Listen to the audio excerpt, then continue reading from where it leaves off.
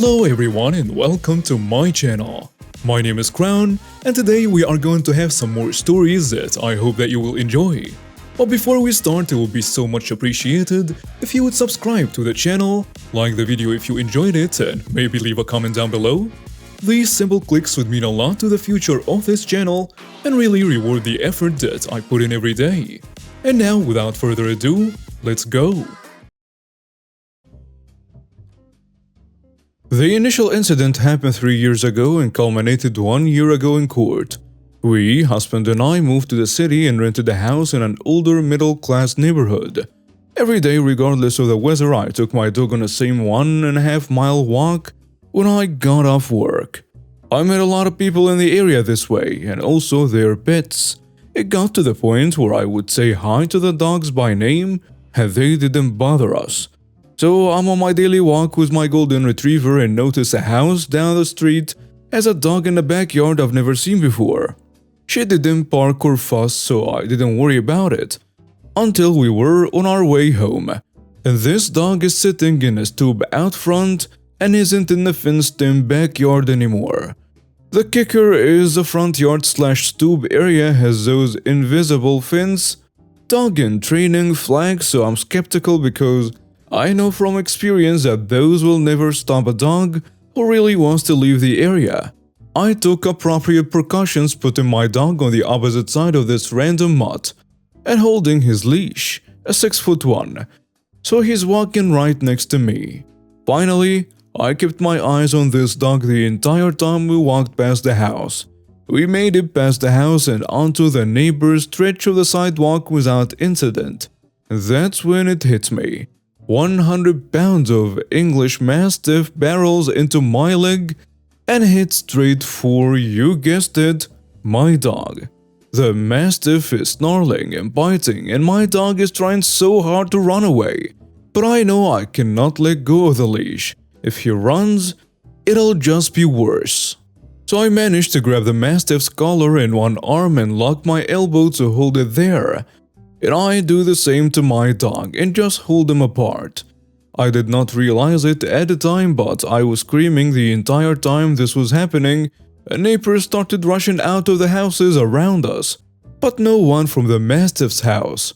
Someone grabs the Mastiff and puts her in the backyard, while I'm getting talked down by another neighbor. I am literally sobbing, looking over my dog's face with a light on my phone when the dog owner pulls into the driveway. She's my age and immediately freaks out when I tell her what happened. I ask for the rabies vaccination documentation and city licensure, and she brings it out. Finally, I'm calming down. Turns out my golden was fine and we're talking about how much we love our dogs and how she's saving up for training. The Mastiff is a rescue with a bad past. We were having a talk when, I kid you not, the Mastiff opens the backyard gate and skulks down the driveway. "Get back in the yard," the owner shouts at the Mastiff. I bet you can guess how that went.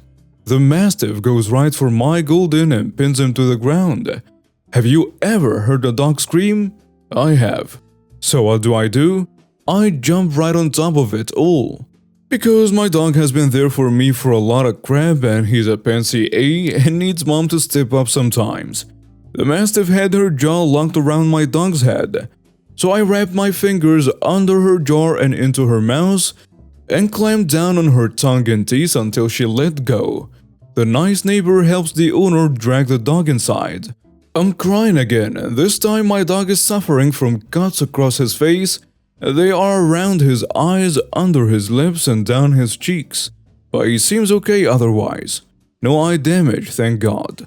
And as soon as he sees the Mastiff is gone, he's looking to get belly rubs from the people assembled. I tell the girl that we seem okay for now and I will let her know if anything changes and head home. Cue the adrenaline dump. We get home and my husband is gone on a business trip, so I start flipping out. So I call my very first superhero, my dad. He helps talk me down enough so I can clean my golden face and get him wrapped up in a blanket and settled. That's when I realize that my jeans are filthy and have blood on them. So I got to change into comfy pants so we can get some serious snuggles going when I realized that I'm the one that's bleeding on the same leg that was next to and facing the Mastiff. Well, heck, I've got a puncture wound and a bite bruising around my thigh, and now blood is running down my leg. So I called my dad again. Husband was in a different time zone and literally could not answer. We decided to call the Ask a Nurse number run by our insurance. Now I really didn't want to go to urgent care, as it's 8-ish at night now, but apparently dog bites are a huge deal. So I interrupted my sister's evening class at grad school and she came to take me to the ER, leaving my brother-in-law with my golden so he wouldn't get upset and be alone. Yeah, I'm that dog mom. I let the other owner know about the puncture on my leg and that I was advised to get it checked out. We headed out. 2 hours later and I'm back home with some takeout and antibiotics and snuggle the hell out of my dog. The next morning my dog goes into the vet to get everything looked at as well. And I log the necessary reports with animal control. They get a small ticket and the Mastiff has to spend a week in in-house quarantine, but nothing major. My golden has no repercussions. Fast forward to when my doctor's bill arrives. I delivered a copy to the Mastiff owner and advised her to contact her renter's insurance, because it should cover something that small, like $400. I bet people at the Pro Revenge sub can guess what happens next.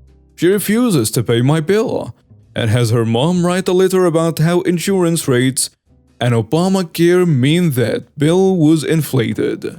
Oh no, she didn't. This is where I literally start Pro Revenge. I call my dad. Did I mention he's an attorney? We begin sending letters letting them know they can either pay or face a lawsuit. Still, they refuse to pay. We gave them so many chances, but after 18 months said screw it. And I filed a lawsuit. Suddenly, they have an attorney too. And really want to settle out of court for less than my hospital bill and vet bill. After I have already paid out of my own pocket, we decided to screw them to the wall instead. Here is the thing though. From the second I got home after the bite, I saved photos of every bite mark, every bruise, the vet bill and doctor's bill and what my dog looked like after treatment. He had huge bald patches.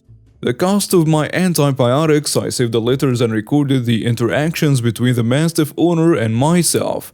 Why? Because I know how easily this can go wrong. I grew up on stories of it. Finally, our court date arrived and we submitted article after article into evidence and kept track of each individual filing fee. In the end, they had nothing to stand on. I was the only witness to the initial incident and they tried to say that I was trespassing. How did they know since they weren't home? Also, I wasn't. They said that my dog is the one that bit me. Then how come they didn't contact animal control and report it during the officer's investigation? They dragged it out for 4 hours until the judge threw the book at them for wasting the court's time and irresponsible pet ownership. The Mastiff owner paid all of my medical bills, the vet bills, the court fees, and emotional and physical damages to the tune of $1,000. The courthouse even validated my parking. Needless to say, own up when you screw up, because you never know how much worse life will get when you try to lie. I thought about where to write this. It's been a couple years and at this point, I would intentionally take in this type of dog to give him a good life, if only for a few weeks.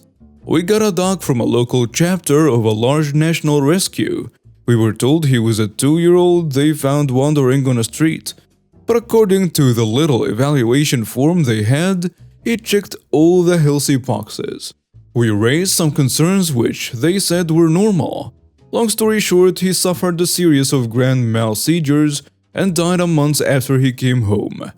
He was an elderly dog with cancer, and the vet who examined him pointed out all the things their vet would have identified, indicating his senior status. The seizures also would have been observable before they sold him. Even if someone was totally open to giving him end-of-life love, they hid his condition, leading to a lot of suffering. He really didn't have to die that way. This is where I come in. At this time, I'm a cancer patient with rage issues and no good outlet.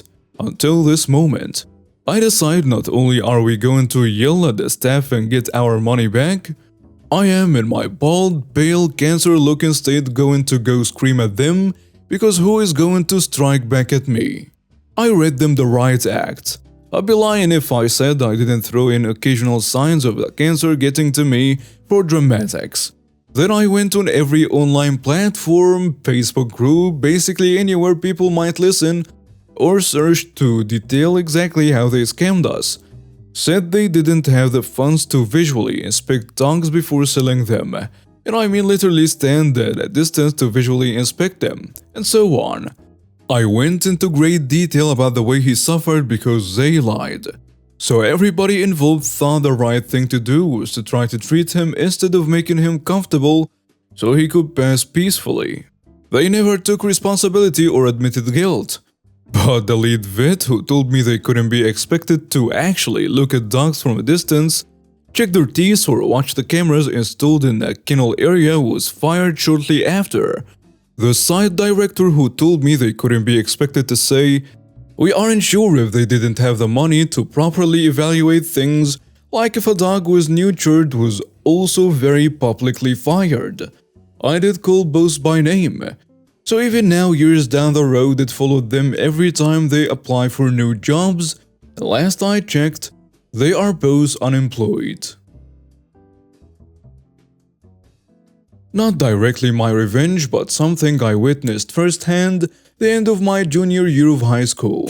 To start with some background to add context to how big of a deal this revenge was, my high school was a public magnet school with a special program for gifted kids all through the county I grew up in. During our junior year, we had to take a research practicum course that was crucial that we needed to pass to make it to senior year.